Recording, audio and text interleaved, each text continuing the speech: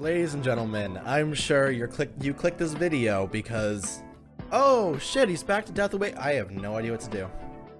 I am gonna be honest with you. The reason why I haven't been recording Death Awakening is because I have no idea what the fuck to even do to progress. Because all of it right now is just a waiting game to get certain characters up.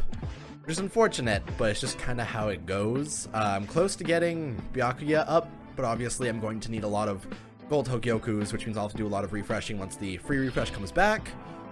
But currently, I am lacking in any kind of idea of what to do. I'm just kind of here, just kind of doing whatever.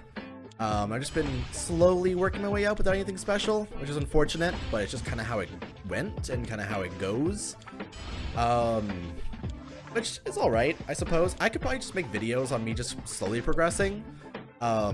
So maybe I will do that. What I wanted to do is I want to make this big climactic episode revealing the poll results that we did probably like a month ago at this point.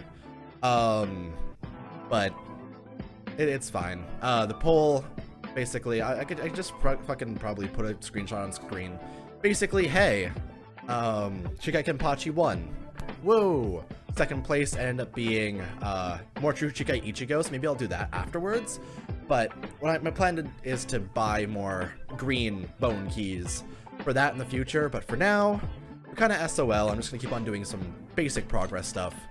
We'll process the next little while. But yeah, so we're gonna try and get more Death Awakening done. Maybe just do progression episodes throughout the time instead of doing these big climactic things where I have to do like one big increase and stuff like that. I just kind of want to chill. I miss chilling, just playing the game and not like having to have something to record. When I first started doing Spiritual Awakening, it was just constantly me just sitting there and just playing, and or any awakening really. But then I kind of went away from that when I was trying to be like, I need to have content special for every episode. Nope, I don't think it's a great plan for me. Oh, I could actually do the chapter 11 with this kind of thing. Let's do it, actually. That's gonna be what we're doing today. We're just gonna sit here, we're gonna play a couple of levels, we're gonna feel great about ourselves because we have the biggest dick in the land. So, hey, Ishin, I'm gonna go ahead and Mugetsu you, which would be very sad. Okay, if we're actually talking about the canon of Bleach, I think that would have been a really good fight. Ichigo versus his dad properly. Like, for example, after your watch is defeated, something about Ishin knowing the, like, issues with the Soul Society and wanting to fix it now that, Yamamoto is gone. So he tries to fight back, and maybe Ichigo has to defeat him or something. Actually might be cool. Remember there was people making theories about how, what would have been really cool as well is, Ryuken versus Mayuri, and potentially killing Mayuri in that case. Because, hey, Mayuri actually killed Uryu's mother, which is kind of a big deal. So, that would have been a cool thing, but, you know, the 1,000 Year Blood War didn't really get its big ending. It just kind of faded off, which is unfortunate, of course, but that's just how it goes sometimes when you're struggling with that of which we call Shonen Jump, right? I'm still waiting for World Trigger to come back, but obviously my hopes and dreams will be dashed when there's a current rerun of World Trigger happening on television in Kyoto, I believe. So people are assuming that might be the return of the manga as well, but obviously it's been more than a year since the manga had any kind of release, and I'm not sure if a manga like that can kind of come back from something like that.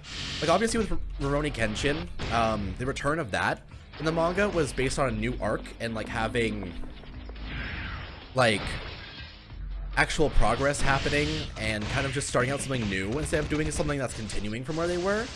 Well, World Trigger was in the middle of a story, and I don't know how many people will be invested in that story still once it comes back in who knows when, right? I know there's several series where they start becoming adapted again, and I just don't have the same connection. Like D. Gray Man, I finished the original anime years and years before the actual D-Gray Man Hollow came out, and I didn't really give a shit about Hollow. The new art style bothered me, and I didn't really remember where the story left off, aside from something about the Earl being, whatever. I'm not gonna spoil that, actually, but there was this whole thing where the Earl was somewhat climactic and important. I just didn't feel the tension still there after all those years of the in-between, you know? So I'm not sure if World Trigger would come back and if I would still care about the current arc. Because honestly, World Trigger at its current, or at its point that it was when it stopped, was kind of a lackluster arc. It was just after the B-Rank Wars, and like, we were getting close to the Expedition arc, but honestly, like, trying to pick up from where they were, going into the Expedition arc now would be very, very difficult, and I'm not sure if they would they have to like recap a lot of shit. Plus the mangaka even.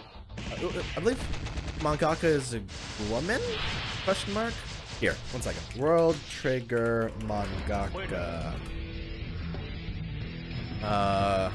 What is... Oh no, it's a guy. It's Daisuke Ashihara. Yeah, okay. There's no pictures of him, obviously, but he appears to go by a cat as his main signature. Interesting. Yeah, I'm not sure if even he would remember the details of the story.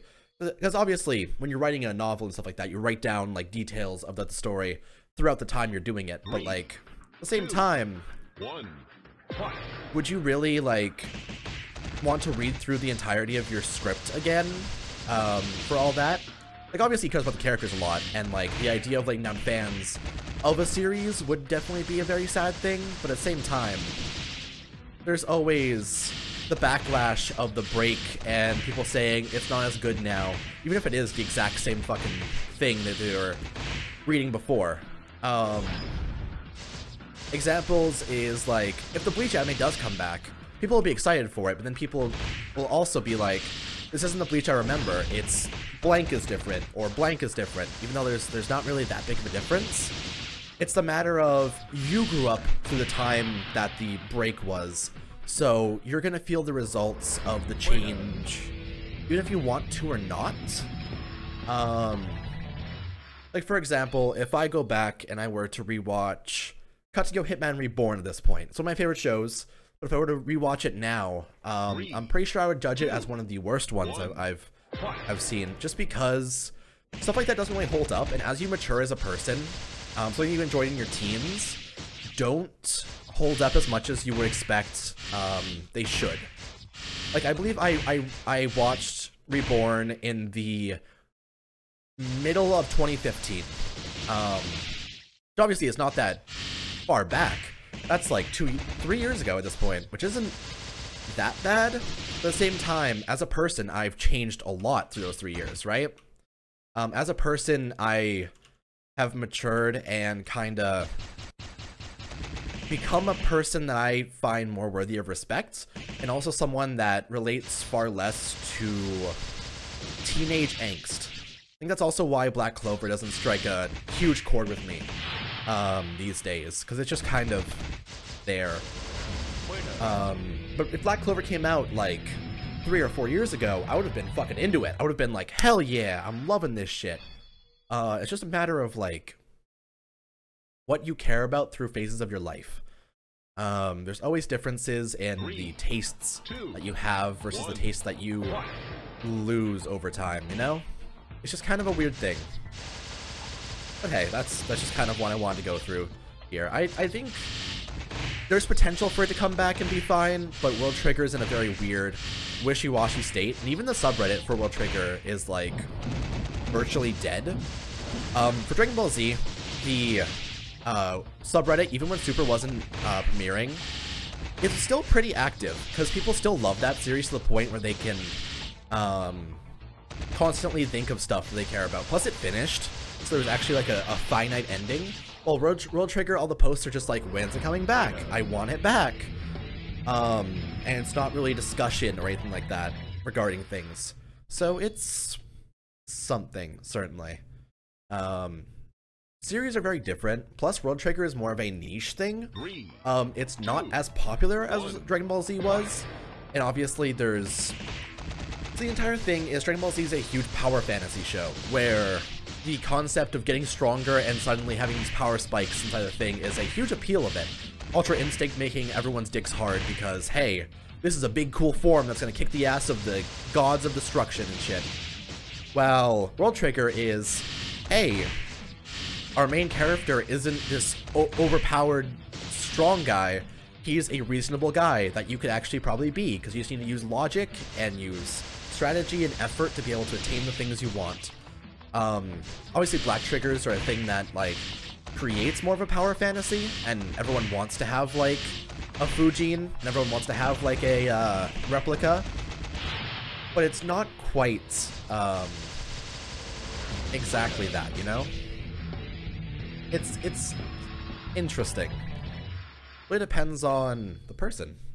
So, what I may love, someone else may hate. What I may hate, people may love.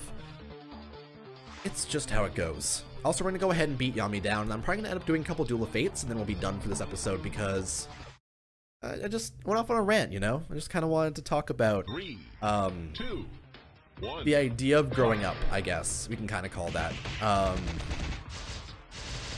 It's weird to kind of discuss all of this in a setting like this, but, like, I feel like a lot recently I've been thinking about the concept of maturing as a person and trying to improve. Recently I've been trying to do a lot more in terms of putting in more effort towards my future, because reasonably, what I used to think of is I probably won't make it beyond 25, so I should just probably live it up and, like, do whatever I want to, because if I don't, I'll end up losing that time.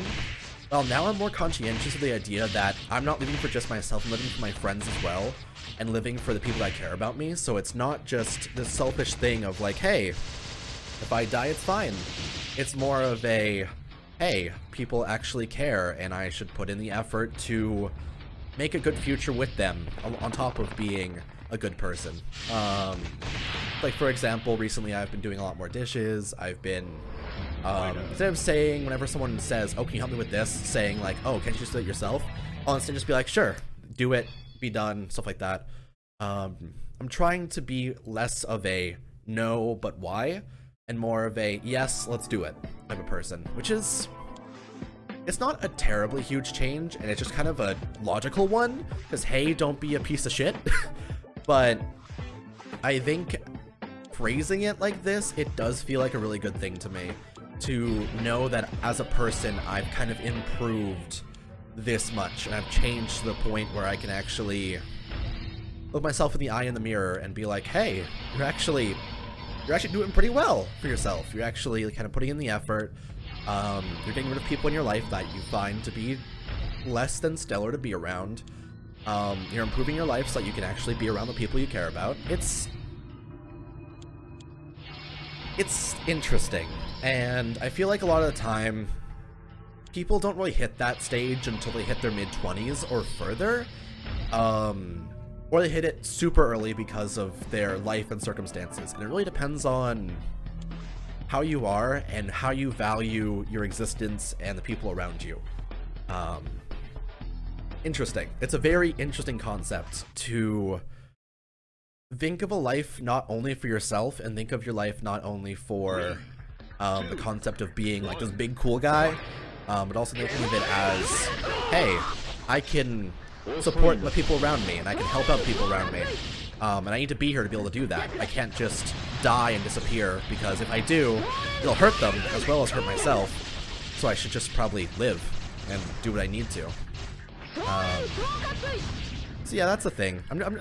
I'm fighting Byakuya and Ichigo and talking about my own mortality and the concept of living in a world like this, which obviously recently there's been a lot of struggles as to the things that are happening in the world, but I'm trying to still keep a positive outlook on things. Also, fuck these levels. I'm gonna show you how hard it is to play with Almeida at his current rank to try and beat this captain rank. Obviously I can beat it, and it's not that hard because I don't take much damage, but the issue lies in the fact they take very little damage as well. I'm gonna try to show this off. to show you how hard it is. This Baragon, though, he's very hard to see beyond. But Omaida's attacks are shit. His third, he eats chips and then swings this thing around him. Well, I think it's a counter, actually. So yeah, his second is like a spin around in a circle around him, then he wraps himself up, which like stops him from being able to move. Like, watch this. Can't fucking see it. He's spinning it around and then it goes around his body. You can't see it. Okay, yeah, let me kill some people first. His first is a throw and then a slam on the enemies with his, like, ball. This is the spin, and then he wraps around his... Fuck you, Aizen. You sack of shit. Let me show my things. There we go. So yeah, we'll show it here. Spin, and then it wraps around his body. You get what I mean. You get what I'm saying. And his third, I guess, is a counter. Ow, ow, okay. Thanks for that. God, Baragon, you are terrifying. Obviously, it makes sense that you're Omaida's guy, but like, can I just get up, please? Like, just thank you. Here, let me toss this. Oh wait, I did a counter. I didn't actually. I guess I just ate. Cool. I'll take it. I'm gonna go ahead and throw this, slam down on him, and then use my second to try and kill him potentially. However, he does seem to have invincibility, so fuck my pretty asshole. Hit me. There we go. He doesn't spin around his head. It's alright. It's kind of an alright time. And that's done. Honestly, I hate playing as Omaida so far. He is a huge drag, and I can tell that he is meant to be a joke character like Cone. But you know, rank 12 Omaida showcase coming soon. It's just how it goes. Oh, what I actually need to do is I actually need to do more of the... So obviously I do need gold Hokyokus for Byakuya, but I could probably buy this inside the store when the free refresh comes back. What I should care about more though is probably my purples, because if I can get more of the purples for Yamamoto, more of the purples for characters I care about like Full Hollow Ichigo and stuff like that, actually might be a good plan. So we may end up doing that instead here. Yeah, I'm gonna do that. I'm gonna just do the purple ones for now, because I don't actually need to do the captain rank, and they're kind of a pain in the ass anyway. So, except for certain characters, like I can do it with Byakuya, I can do it with Uryu, I can do it with my Uri, I can do it with like any 4-star. But for Rangiku, for Omaida, for Chad, all of those shitlords, I just can't handle it. It's a drag, to quote my favorite Naruto character. So it's okay. Let's go ahead and toss a tornado out there. And the issue with the Rangiku levels is Gin, because he always dodges shit because his third makes him invulnerable. So it just makes him very easy to dodge around things and avoid your attacks. However, that's all good. I'm trying to think of who else I need to rank up, really. The issue is most of my rank ups are going to be based on getting the potions, which is a pain in the ass, honestly. I am going to do Ishin's captain, because I need more of his pieces anyway, and like, he can take it. His attacks are pretty good in regards to being able to actually get shit done, you know? His first also, I realized, is the flick that he does against Aizen that one time. Like, if I show this...